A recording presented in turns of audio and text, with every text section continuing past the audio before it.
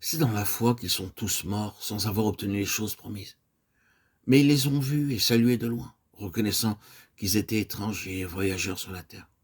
Ceux qui parlent ainsi montrent qu'ils cherchent une patrie. S'ils avaient eu en vue celle d'où ils étaient sortis, ils auraient eu le temps d'y retourner. Maintenant, ils ont désiré le meilleur, c'est-à-dire une céleste. C'est pourquoi Dieu n'a pas honte d'être appelé leur Dieu, car il leur a préparé une cité. Hébreux 11, 13, 16. Un peu de temps avant que ces messages ne soient donnés, désirant être tranquille et loin d'un certain nombre de choses, je suis allé me retirer à la campagne, le cœur tourné vers le Seigneur et vers sa parole. Et un jour, pendant les premières heures de la matinée, c'était comme si le ciel s'ouvrait et que tout devenait vivant, tout s'éclairait merveilleusement et pouvait se traduire par cette expression, pionnier de la voix céleste. Cela résume réellement les versets que nous avons lus, que vous avez entendus. Nous allons donc considérer ce domaine de la voix céleste, cette question des pionniers de la voix céleste et l'aspect d'initiation de cette voix.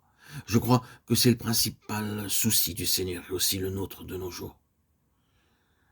Je vais m'employer à publier de nombreux audios pour les prochaines semaines sur ce sujet, être pionnier de la voix céleste, selon les écrits donnés par Austin Spark, tels qu'ils m'ont été donnés.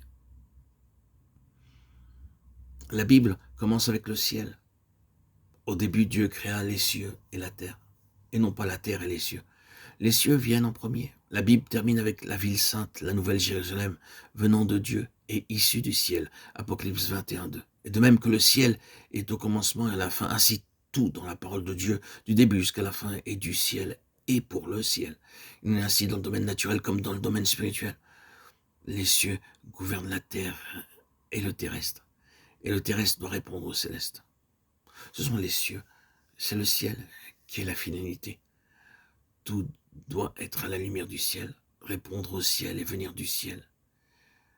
C'est la somme des paroles divines, le contenu tout entier des Écritures. Ce monde, cette terre sont reliés à quelque chose de très grand. Quelle que soit l'importance de la création par rapport au plan divin, cette terre est l'objet d'un grand souci divin, car les plus grandes choses de tout l'univers ont eu lieu sur cette terre. Dieu est venu ici-bas en chair, il a vécu ici-bas, il s'est donné lui-même pour ce monde. Le grand dénouement des conseils éternels devra avoir lieu sur cette terre. Ce n'est donc pas un domaine à part, isolé, mais relié au ciel, et toute sa destinée est en raison de cette relation.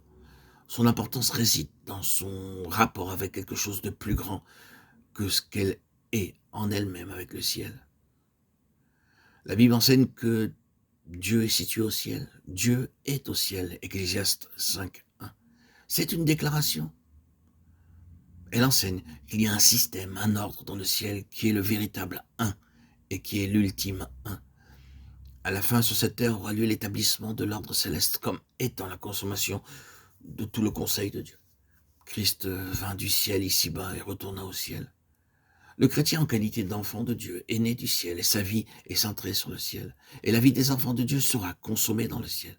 L'Église, ce chef-d'œuvre de Dieu est d'origine céleste, a reçu un appel céleste et sa destinée est céleste.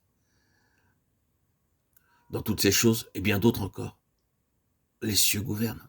Daniel, chapitre 4, verset 26. Le grand facteur du céleste gouverne tout.